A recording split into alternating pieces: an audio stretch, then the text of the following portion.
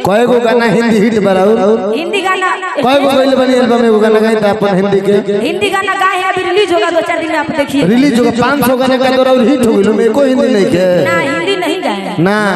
भोजपुरी के कहत नहीं कि भोजपुरी में लोग कॉपी करत हिंदी के विदेशिया कॉपी करत विदेशिया नाटक में कय गो हिंदी गाना का कॉपी बा बहुत सारा देखिए विदेशिया नाटक में बड़ू है नहीं विदेश का मैं बात नहीं कर विदेश का नहीं विदेशिया नाटक में भिखारी ठाकुर के नाटक में कय गो हिंदी बोलिए मैं नहीं मानूंगी भोजपुरी को मैं हिंदी गाऊंगी हेलो हिंदी का कॉपी करते हैं लोग भोजपुरी ये मानना पड़ेगा भोजपुरी में सुनिए जब सब गोलू राजा जी गाए ना एक बात सुनिए गोलू राजा जी गाए ना गाना आप गोलू राजा के उठा के र्यूमर मत खड़ा करिए सुनिए बात नहीं उनसे पूछिए मेरा नहीं नहीं हम पूछना चाहते मैं नहीं सुनिए मैं वकील हूँ अपने मुंह से बोले थे कि मेरा गाना हिंदी पर है मैं अपना सुनिए मेरा बात भोजपुरी में जब से ऑटो ट्यून आ गया ना तो भोजपुरी में मंच जब से सुन लीजिए बिना मतलब विवाद कर रहे मैं विवाद करना नहीं चाहती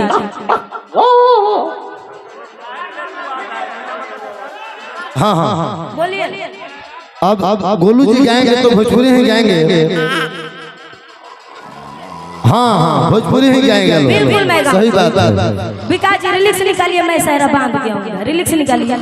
मैं अभी गाऊंगी भोजपुरी ही गाएंगे गोलू राजा ही गाएंगे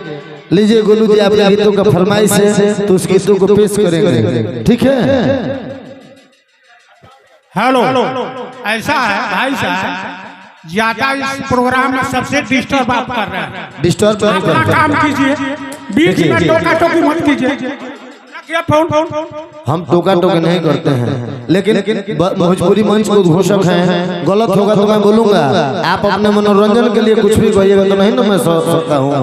एक कतई बर्दाश्त नहीं होता है आप गार्जियन है आपका सम्मान है बड़े भाई इसलिए ना ना ना ना ना मनोरंजन खाते कुछ हुई थोड़े हम अपन मंच के गरिमा कायम रखम ना ओमे कतई गलती ना कर सकीला भले कोई कुछ कह दे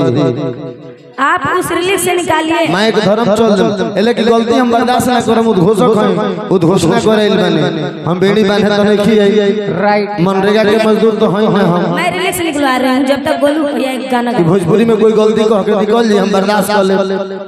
आपको तो बोलना ही नहीं चाहिए जब यहाँ के पब्लिक हिंदी का डिमांड करे तो आप कौन होते हैं बोलने वाले कि नहीं भोजपुरी गाइए मैं महाराज ऐसा नहीं होता है भैया सुर दी सुर दे भिखारी भैया आशिक लोग आराम कर इंटरवल है आशिक लोग 3 घंटा से बजावता है 10 मिनट आराम कर देलक उहे इंटरवल है पूरा शुरू करो वाह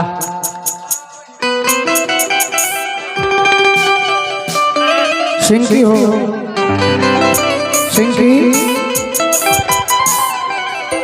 शिवानिया शिवानिया अब ब्यास जी ना सुनी बहुत सुन ले तब का अब तनी गोड़ पर तनी हमारे सुने के बाद तो सुनी सुन हम खुदे अपना छाती पर पत्थर रख के बनी घर दुआर छोड़ के हां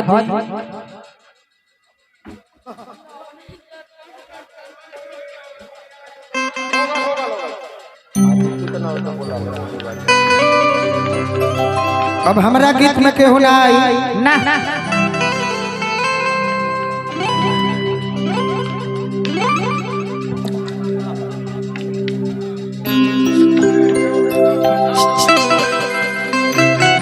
भैया टेबल में देता टेबल तनी मांगो तनी भीखे लेके सर पर सर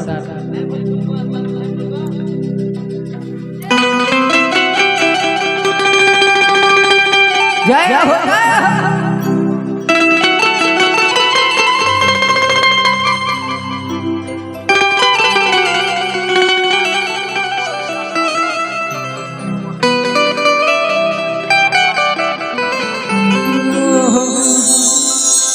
न देखे मुकेश राय जी वो मंच के उद्घोषक बानी भाई बानी और संगीत प्रेमी बानी तो बात निमन भी कहतनी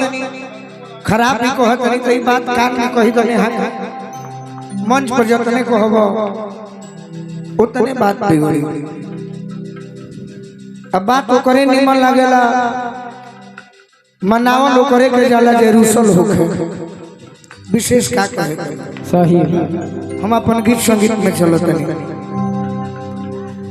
कि पिया कहले बहारा रे जाई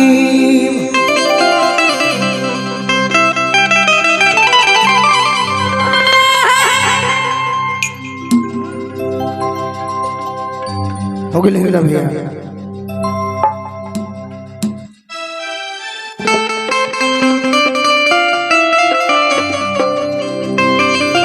हमारी हथौड़ी ठीक हो जाए। प्योर भिखारी ठाकुर जी के गीत। हाँ जी पिया कहला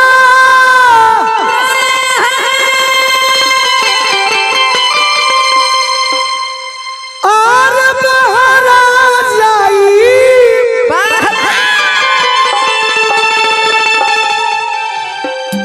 अब कुछ दिन में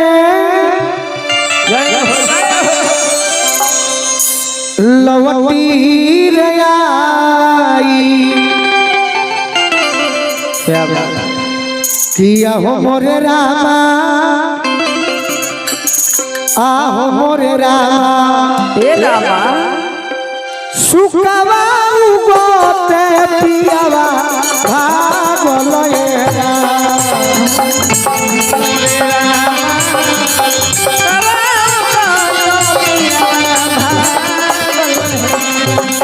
पिया हो मोरे रामा सुखवा उगोते पियावा भागल ए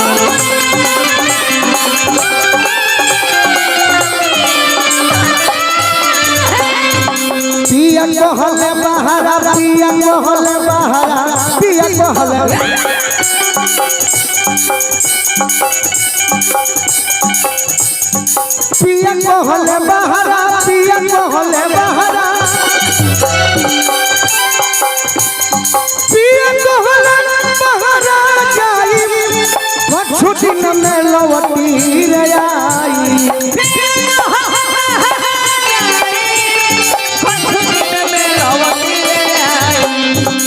किया हो मोरे रामा सुखवा उगोते पियावा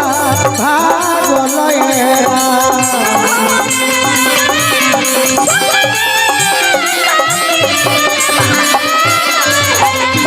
किया हो मोरे रामा सुखवा उगोते पियावा भागल ए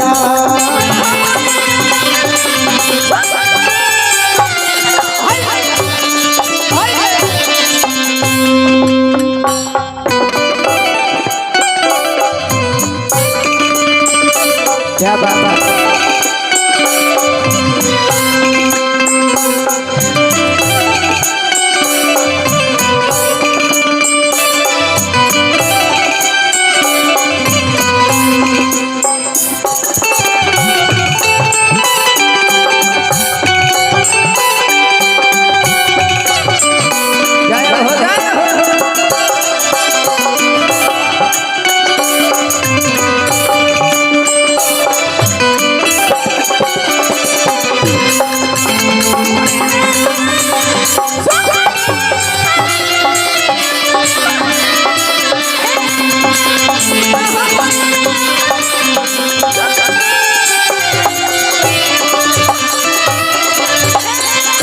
मेहरारू कहतरी